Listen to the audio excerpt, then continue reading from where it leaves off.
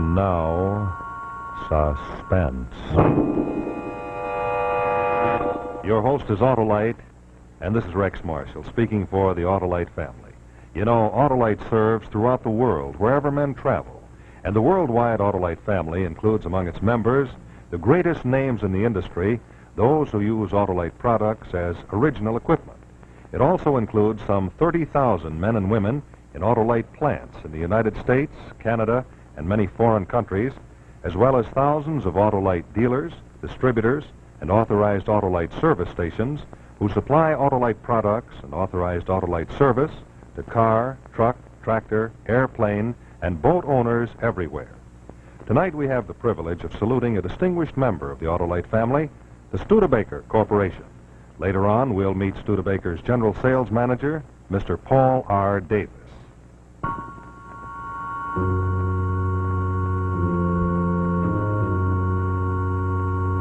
And now, Suspense.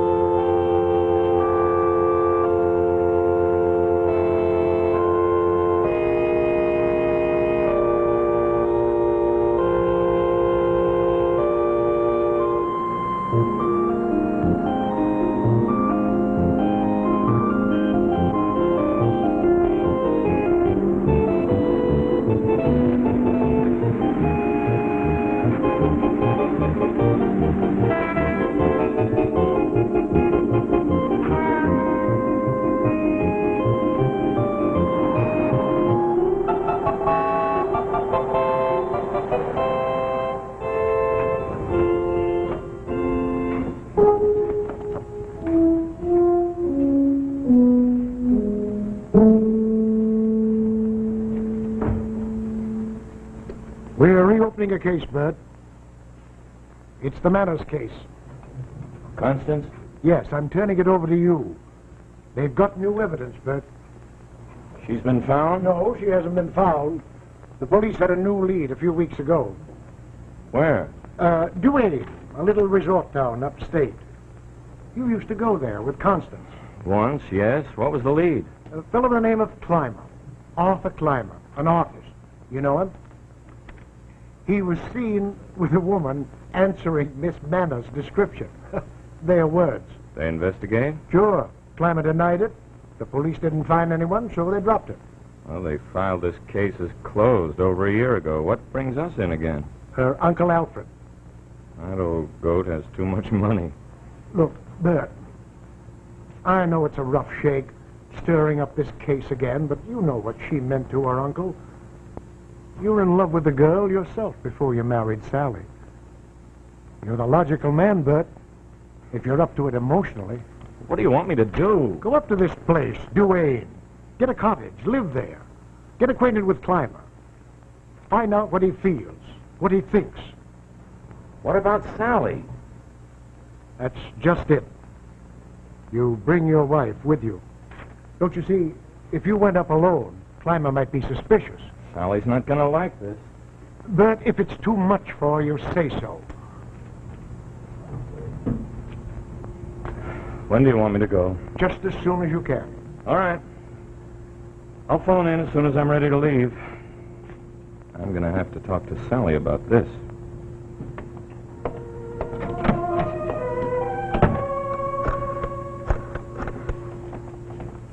He'll take it, Jim. It's a rotten thing trying to make him do it. No. I'm thinking about his wife. They've only been married a year. Just left. He's gone to tell Sally.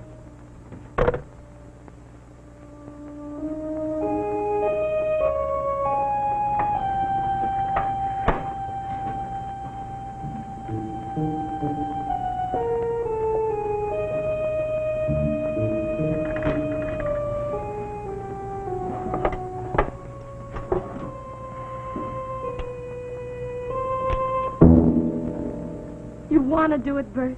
I don't want to drag you in on it. Oh, would it be any different for me if you went alone? Oh, darling. Oh, darling.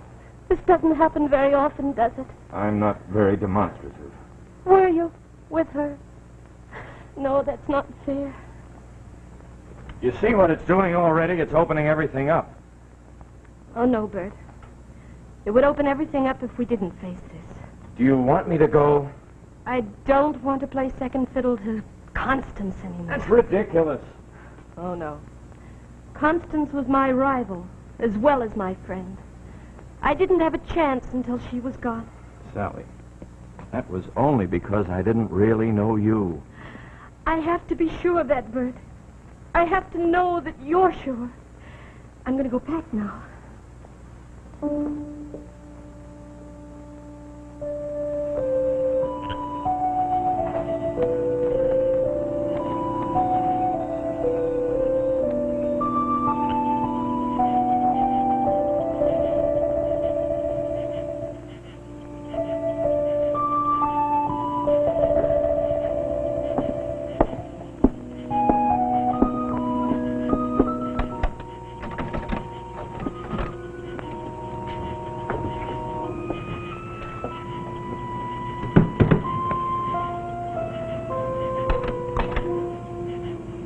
Haven't turned the electricity on, Len. I told him that we'd be here tonight.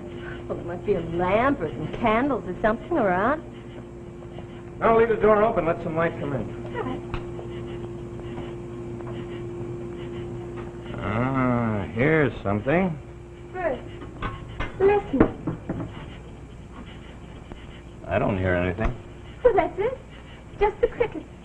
Oh, it's so peaceful. You know, Bert, I have a hunch that this whole thing's going to be a false alarm. This climber fellow turned out to be some stuffy old artist with bats in his belfry, and we can have a wonderful vacation. You know, we never had a real honeymoon, Bert. Sure, it's chilly in here. How about a fire? Oh, that's a wonderful idea. Say, I'll see if I can't find us another lamp or something.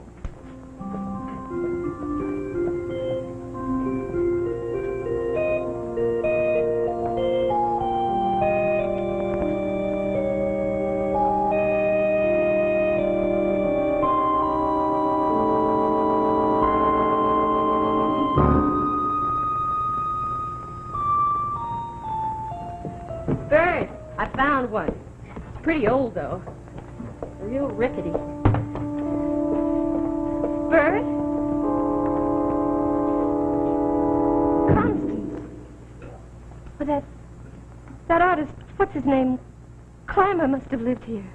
You, wouldn't make a very good detective. We don't know how long it's been here, or whether some other artist might have lived here. There's no signature on it. You looked? Well, sure, I looked.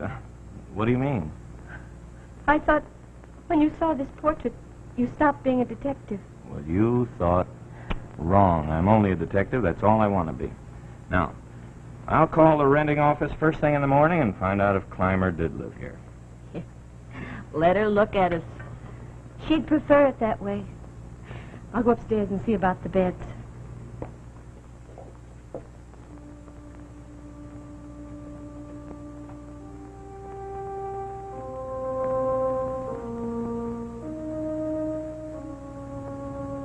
She is beautiful, isn't she? My best friend. Beautiful and tantalizing and wicked. Sally, can't you forgive her? I never stood in her way, Bert. I knew her almost 10 years, but I never stood in her way, not even with you. But what sort of a wife would she have made you, Bert? Fair as he saw her. Oh, he wasn't fooled. Look at that face. That's not the face of your dreams. That's her real face. Cruel and willful. You really weren't her friend, were you? No, Bert. I was your friend.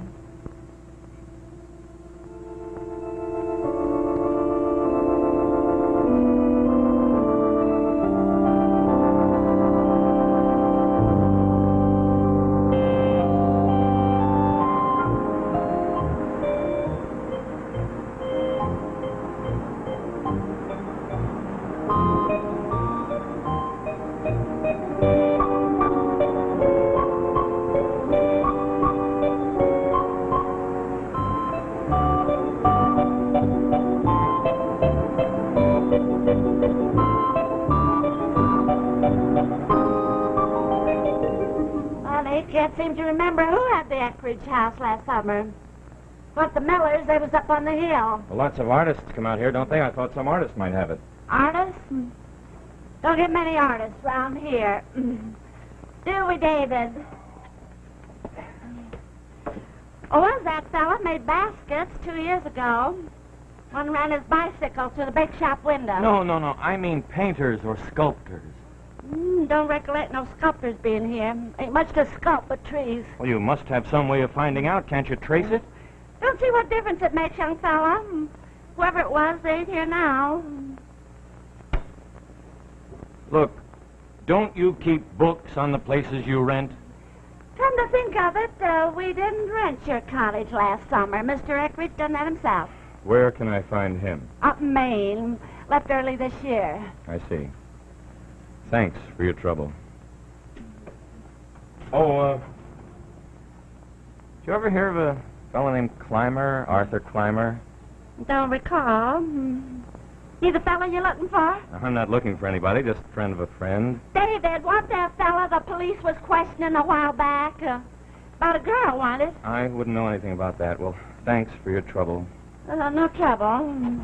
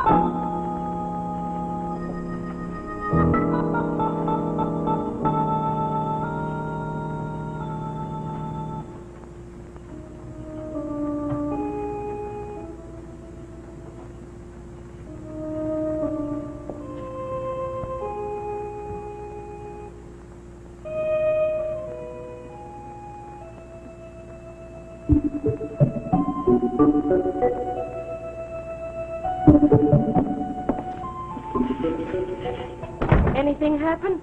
Plain close-mouthed town. If I had stopped 2 more people, I might as well have put on a badge. Funny, I don't remember it that way. Remember? Bert, you were here before. With Constance. You never told me. Well, I thought I had, or she had. I don't see why it matters anyway. Go ahead, move it back. You see it's out of place. How do I know what place it was in? We can't escape her. Can we, Bert? Oh, Sally, look. Hello, anybody home?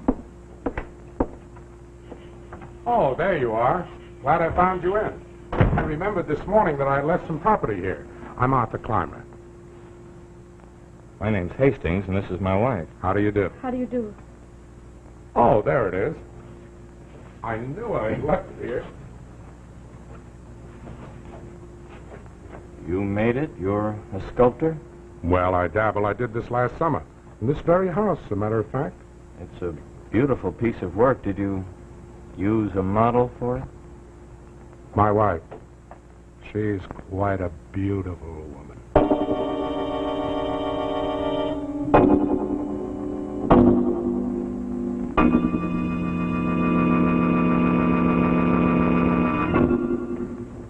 We'll return to our suspense story in just a moment. Right now, it's a great pleasure to salute a distinguished member of the Autolite family, the Studebaker Corporation. And we'd like you to meet Studebaker's General Sales Manager, Mr. Paul R. Davis. Thank you. And good evening, ladies and gentlemen. It's an honor and a real pleasure for me to appear on this Autolite program. We at Studebaker are old friends of Autolite, and Autolite products are well represented in our dramatically different 1953 models. Cars that are the exciting achievement of 100 years of Studebaker experience. Many of you, no doubt, have read Time Magazine's fine cover story on Studebaker, which appeared a few weeks ago.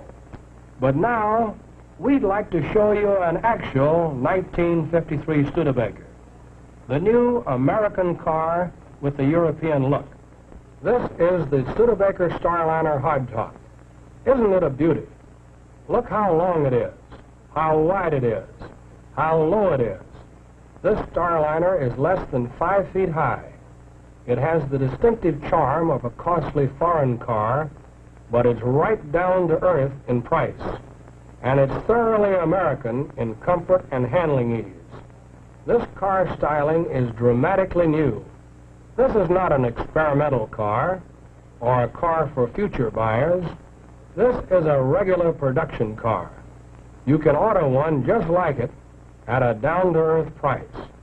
The 1953 Studebakers come in many body styles, low-price champions, and powerful Commander V8s that are surprisingly economical. This is our 1953 Land Cruiser V8. Big, roomy, luxurious. Here's the Commander V8 hardtop again. All Studebaker V8s offer power steering at extra cost. Now, the gas-saving Studebaker Champions. They also have the exciting European look. This Champion is the four-door sedan. It sells in the lowest price field. And here's the Champion Starlight Coupe. Just look at that rear deck. These are only a few of our body styles. All 1953 Studebakers offer automatic drive or overdrive at extra cost. For 53, Studebaker brings you the new American car with a European look. And Autolite has cooperated with us fully in making these Studebakers the finest ever built. I'm sure that you will be thrilled with these entirely new, dramatically different 53 cars. I invite you to see them at your Studebaker dealers. Thank you, Mr. Davis. Autolite is proud of its years of association with Studebaker and Studebaker dealers everywhere.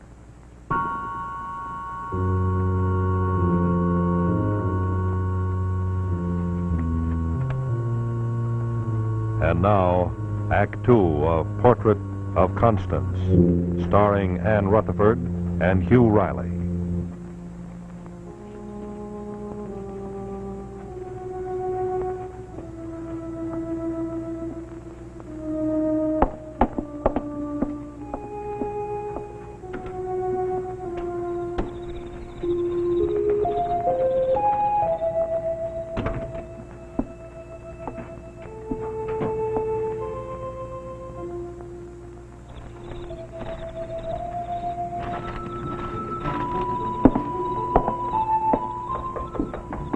Come in.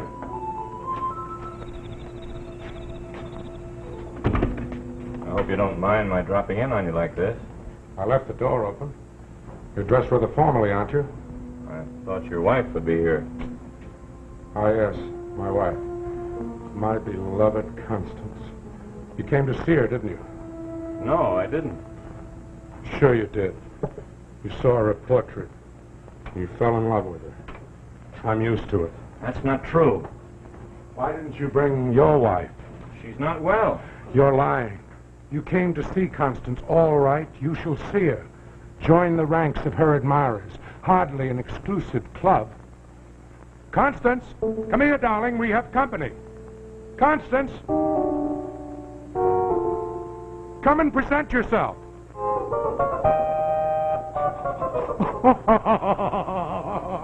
You thought you'd see her. She isn't even here. Where is she? Where is she? Sorry to disappoint you, Hastings. She hasn't been here in quite a while. She's left you? Oh, no.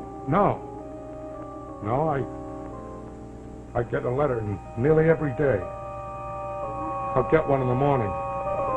The little cheat. What are you doing here? What are you doing here? What are you crying for? I'm sorry. I don't know what to do.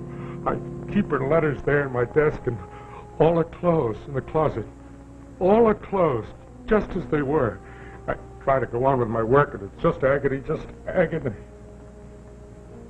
But I love her. Hastings, I love her more than a man should love a woman.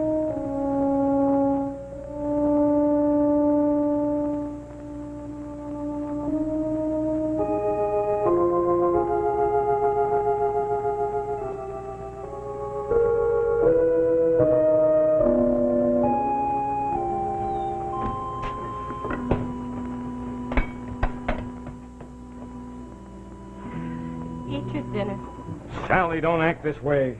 Oh, how do you want me to act? It was a mistake, Bert. I never should have let you come here. Or maybe I shouldn't have come. Sally, don't. Oh, Bert, let's leave. Phone Higgins and tell him to send someone else. I can't, Sally. But you said she isn't here. I told you what he said. Now, do I have to brief you on this case as if you were the DA? Aren't you going to eat anything? I haven't got time. Bert! Bert! You're not going there again tonight. You think she's there, don't you? I don't know. Will you stop badgering me? You want her to be there, don't you? You want her to be there. You're still in love with her. Yes. Yes, I do want Constance to be there. Yes, I do still love her.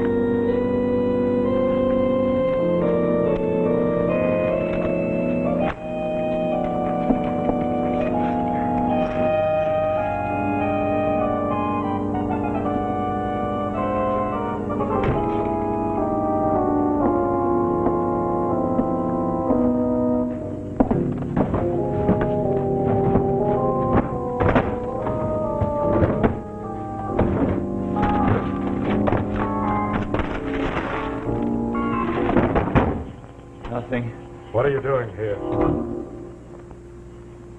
There's no clothes, no letters. She never lived here. Why did you lie to me? Why? Why don't you tell me where she is? Why? No.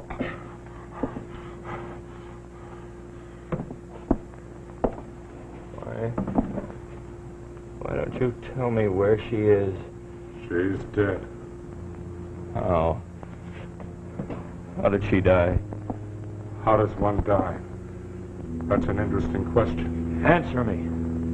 Some say when the breath leaves the body, there is death. But it is also said we live suspended in each other's minds, so perhaps there is no death. How? How did she die? I killed her. No, you didn't. You're out of your mind. No, not anymore. Maybe I was. Maybe I had reason. You've seen her face. To kiss that face, waking and sleeping, you know what that means to a man? To see her loveliness, walk with it and touch it and know it is not yours. To hear her say, I love you. To hear her say, I love you. But I could not win her. She belonged to no one but herself. You know what that means? She's buried outside. I'll show you.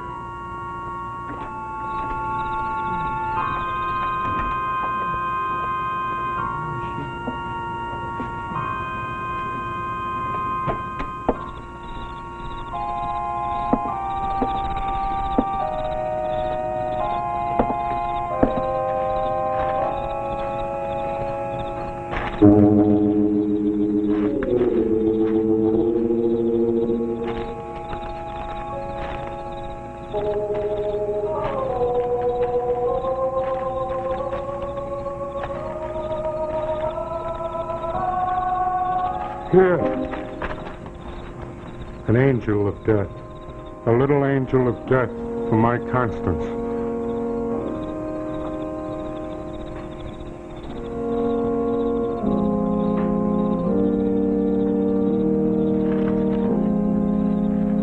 She is not there. She's not under that ground. Where is she? Where is she? Where is she? Where is she? Where is she? Where is she? Where is she? Where is she? Where is she? There she is, down there, crashed in the rocks. I'll kill you! I'll kill you! You kill me! You kill me like you killed her! Like you killed her! Yes! Yes, the way I killed her! Come! Constance!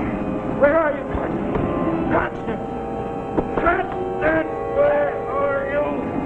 Constance! Constance! Constance! Constance! You're not Constance. No, you're not. You're not. I killed Constance. She's down there at the bottom of the cliff. You killed her. You killed Constance. Yes, madam. We found the body at the bottom of the cliff a week ago. We knew he had done it, but we needed proof. You're the police? I'm a detective, ma'am. Your husband's agency cooperated with us. I'm sorry, Mrs. Hastings. I had to play it this way to get a confession.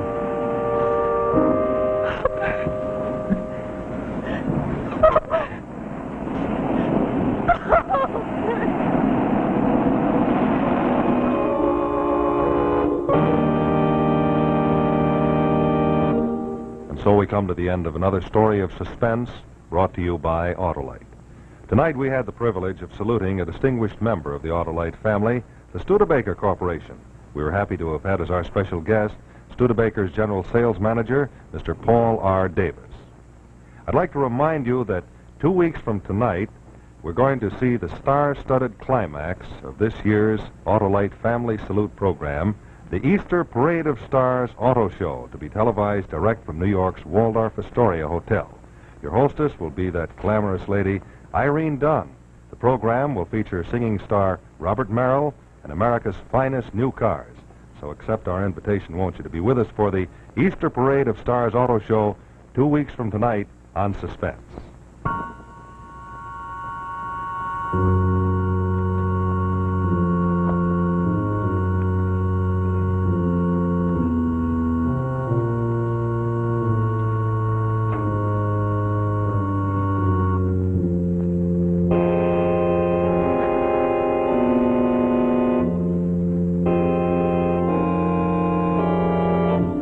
Sculpture on tonight's program by Arnold Berger.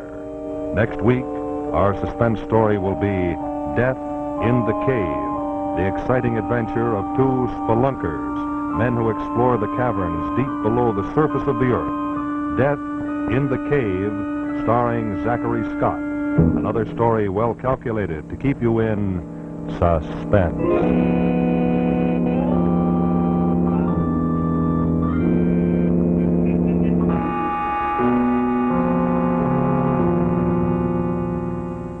Tuesday Night Thrills Danger on the CBS Television Network.